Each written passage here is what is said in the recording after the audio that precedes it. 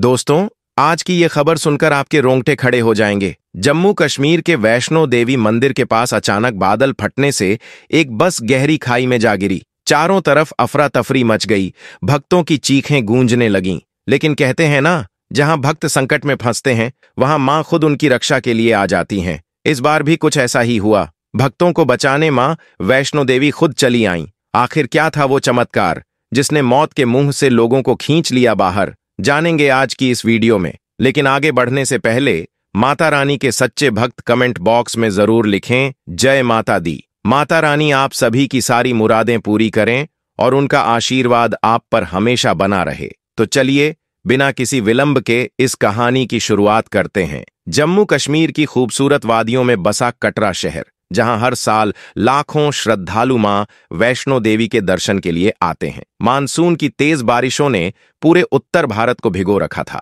मौसम विभाग ने भारी बारिश और भूस्खलन की चेतावनी जारी की थी, लेकिन मां के भक्तों का उत्साह किसी भी तरह कम नहीं हुआ। इन्हीं भक्तों में अमित कुमार भी शामिल थे, जो 40 वर्षीय अध्यापक थे और बिहार के पटना से अपनी पत्नी संगीता, 18 साल की बेटी अनुष्का और 14 साल के बेटे राहुल के साथ मां वैष्णो देवी की यात्रा पर निकले थे। अमित का परिवार साधारण था, लेकिन उनकी आस्था बेहद गहरी। पिछले वर्ष अनुष्का को एक गंभीर एक्सीडेंट में कई महीनों तक अस्पताल में रहना पड़ा था। डॉक्टरों ने कहा था कि बचने की संभावना बहुत कम है। उस मुश्किल घड़ी में अमित और संगीता ने मां वैष्णो देवी से मन्नत मांगी थी, अगर हमारी बेटी ठीक हो गई तो हम पूरे परिवार सहित आपके दरबार में माथा टेकने आएंगे। आज अनुष्का पूरी तरह स्वस्थ थी और यह यात्रा उसी मन्नत को पूरा करने का वादा थी। अमित का परिवार पटना से ट्रेन द्वारा जम्मू पहुंचा और वहां से उन्होंने कटरा के लिए एक लोकल बस ली। कटरा पहुंचते ही बारिश शुरू हो गई।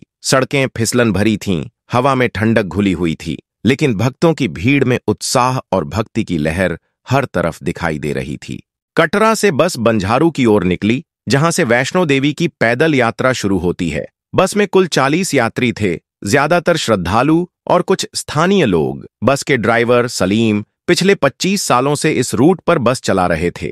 उन्होंने यात्रियों को आश्वस्त करते हुए कहा, बारिश है लेकिन मैं सावधानी से चलाऊंगा, मां की कृपा से कोई दिक्कत नहीं होगी। बस के भीतर माहौल भक्तिमय था। कुछ यात्री जय माता दी के भजन गा रहे थे। बस घुमावदार पहाड़ी रास्तों पर आगे बढ़ रही थी। राहुल खिड़की से बाहर झांककर पहाड़ों को छूते बादलों को देख रहा था। तभी अनुष्का ने मां से पूछा, मम्मी, क्या मां सचमुच गुफा में रहती हैं? संगीता ने प्यार से समझाते हुए कहा, हाँ बेटी, मां वहां पिंडी रूप में है, लेकिन उनकी शक्ति हर जगह है। इस बीच अमित ने राहुल को चेताया, खिड़की से ज्यादा बाहर मत झुको, रास्ता खतरनाक है। शाम के करीब 4 बजे बस अर्धकुमारी के पास पहुंची, जो वह पवित्र स्थान है जहां मां वैष्णो की गुफा है। बारिश अब और तेज हो चुकी थी। तभी अचानक बस रुक गई। ड्राइवर सलीम ने बाहर देखा, सड़क पर कुछ पत्थर गिरे हुए थे। उसने यात्रियों को आश्वस्त करते हुए कहा, छोटा मोटा भूस्खलन है, चिंता मत करो। सलीम ने कहा और यात्रियों ने राहत की सांस ली। बस फिर से चल पड़ी,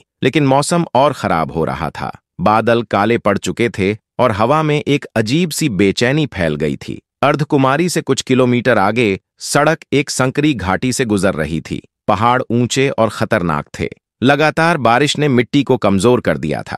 बस धीरे धीरे बढ़ रही थी कि अचानक एक जोरदार आवाज गूंजी, मानो कोई बड़ा पत्थर टूटकर गिरा हो। ऊपर से मिट्टी और चट्टानें लुढ़कने लगीं। भूस्खलन! सलीम घबराकर चिल्लाया। उसने बस को रोकने की कोशिश की, लेकिन टायर फिसल गए। बस जोर जोर से हिलने लगी और यात्री दहशत में चीखने लगे। अमित ने घबराकर संगीता और बच्चों को कसकर पकड़ लिया। उसके होंठों से सिर्फ एक ही शब्द निकला, मां रक्षा करो। अचानक बस का संतुलन बिगड़ा और वह सड़क से खाई की ओर लुढ़क गई। खाई बेहद गहरी थी। कम से कम 250 फीट नीचे एक सूखी नदी का तल था। बस पलटते हुए नीचे गिरने लगी, बीच बीच में पेड़ों और चट्टानों से टकराती हुई। अंदर अफरा तफरी मच गई। सामान इधर उधर बिखर गया। कांच चटककर टूट गए और यात्रियों की चीखें हवा में गूंज उठीं। कुछ भक्त जोर जोर से जय माता दी पुकार रहे थे, तो कुछ डर और दर्द से रो रहे थे। आखिरकार बस खाई के तल पर जाकर रुकी, पूरी तरह क्षतिग्रस्त। अमित की आंखें धीरे धीरे खुलीं। उसका सिर लहूलुहान था, लेकिन वह जीवित था। उसके बगल में संगीता बेहोश पड़ी थी। अनुष्का का हाथ बुरी तरह से चोटिल था और राहुल डर से कांपते हुए जोर जोर से चिल्ला रहा था, मम्मी, पापा। बस के अंदर धुआं भरने लगा था। ड्राइवर सलीम की सांसें थम चुकी थीं। कुल 18 यात्री बुरी तरह घायल पड़े थे और बाहर धीरे धीरे अंधेरा छाने लगा था। बारिश थमने का नाम नहीं ले रही थी। अमित ने चारों ओर नजर दौड़ाई और घबराकर कहा, खाई में अब क्या होगा? उन्होंने बस से बाहर निकलने की कोशिश की, लेकिन दरवाजा जाम हो चुका था। कुछ यात्रियों ने मिलकर खिड़कियां तोड़ीं और किसी तरह बाहर निकले। बाहर का नजारा डरावना था। चारों ओर अंधेरा, गीली मिट्टी और नीचे बहती एक छोटी नदी। फोन में कहीं भी सिग्नल नहीं था। अचानक दूर से गर्जना सी आवाज आई। किसी ने घबराकर चिल्लाया, पानी! ऊपर की भारी बारिश से नदी उफान पर आ गई थी और पानी का सैलाब तेजी से बढ़ रहा था। बाढ़ आ रही है। संगीता, जो अब होश में थी, डर से रो पड़ी। अमित ने परिवार का हाथ पकड़ा और कहा, मां पर भरोसा रखो। देखते ही देखते पानी बस तक पहुंच गया। कुछ यात्री मिट्टी पकड़कर ऊंचाई पर चढ़ने की कोशिश करने लगे, लेकिन गीली मिट्टी फिसल रही थी। बस भी हिलने लगी, जैसे कभी भी बह सकती हो। अनुष्का डर से चीख उठी, पापा, मुझे डर लग रहा है। राहुल ने उसे कसकर पकड़ा। सबकी उम्मीदें टूट रही थीं कि तभी अंधेरे में एक चमत्कार हुआ। अचानक आसमान में एक तेज रोशनी चमकी, जैसे कोई सूरज खाई में उतर आया हो। यात्री हैरान रह गए। उसी रोशनी के साथ पानी का बहाव धीमा पड़ने लगा और फिर उस रोशनी से एक आकृति प्रकट हुई। एक स्त्री, सफेद साड़ी में, माथे पर चमकता सिंदूर, हाथ में त्रिशूल और चेहरे पर करुणा भरी मुस्कान। वह वैष्णो देवी की मूर्ति जैसी थी, लेकिन जीवंत। अमित के मुंह से स्वतः निकला, मां। आकृति पानी पर चलती हुई उनकी ओर बढ़ी। उसकी आवाज इतनी मधुर थी जैसे हजारों मंदिरों की घंटियों का स्वर एक साथ गूंज उठा हो। मेरे बच्चों, डरो मत, मैं तुम्हारी रक्षा के लिए आई हूं। मां की आवाज गूंजी तो सभी यात्री अवाक रह गए। ये सच था या सपना? अनुष्का ने संगीता का हाथ पकड़ते हुए मासूमियत से पूछा, मम्मी, ये मां है ना? संगीता की आंखों में आंसू भर आए। तभी मां ने अपना हाथ उठाया और चमत्कार होने लगा। नदी का जलस्तर कम होने लगा। तेज बहाव उल्टा होकर पीछे हटने लगा। बस, जो डूबने ही वाली थी, स्थिर हो गई। फिर मां ने घायल यात्रियों की ओर देखा। उन्होंने राहुल के टूटे हाथ पर हल्के से स्पर्श किया और देखते ही देखते दर्द गायब हो गया। उसका हाथ पूरी तरह ठीक हो गया। संगीता की बेहोशी भी दूर हो गई। वहीं एक बुजुर्ग महिला, जो सांसें टूटने की कगार पर थीं, अचानक गहरी सांस लेने लगीं। यह सब देखकर युवा जोड़े की लड़की कांपते स्वर में बोली, यह कैसे? मां ने करुणा भरी मुस्कान के साथ उत्तर दिया, भक्ति की शक्ति अनंत है। इसके बाद मां ने अपनी दृष्टि खाई की सीधी दीवार पर डाली। उन्होंने त्रिशूल से हल्का सा स्पर्श किया और पलक झपकते ही पत्थरों से एक चमकदार सीढ़ी बन गई। मां बोली, इससे ऊपर जाओ, तुम सुरक्षित पहुंच जाओगे। यात्री आश्चर्यचकित लेकिन कृतज्ञ होकर एक एक कर सीढ़ियां चढ़ने लगे। जो घायल थे, उन्हें भी कोई दिक्कत नहीं हुई। अमित ने ऊपर नजर डाली तो देखा कि सीढ़ियां किसी दैवीय शक्ति से चमक रही थीं।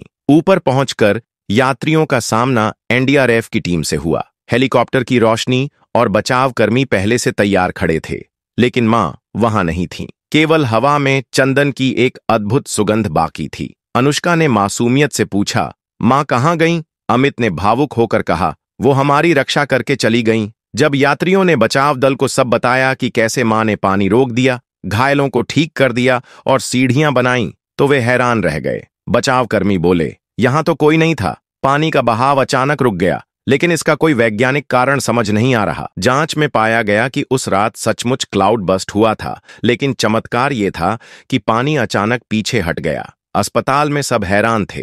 राहुल का टूटा हाथ ठीक हो गया। संगीता और बुजुर्ग महिला पूरी तरह स्वस्थ हो गईं। एक यात्री ने मां की दिव्य रोशनी कैमरे में कैद की, जो वायरल हो गई। सबसे बड़ा चमत्कार तब हुआ जब कोमा में पड़ा 8 साल का बच्चा जागा और बोला, मां ने कहा, जीवन को संभालो। इसके बाद अमित का परिवार माता के दर्शन को गया। राहुल ने डॉक्टर बनने का संकल्प लिया, अनुष्का ने लेखिका बनने का। यह घटना आज आस्था और चमत्कार की शक्ति का प्रतीक बन गई। दोस्तों, अगर आपको यह वीडियो पसंद आई हो तो इसे अपने दोस्तों, परिवार और रिश्तेदारों के साथ जरूर शेयर करें। और हाँ, वीडियो को लाइक करके चैनल को सब्सक्राइब करना न भूलें। कमेंट बॉक्स में जय माता दी जरूर लिखें। धन्यवाद।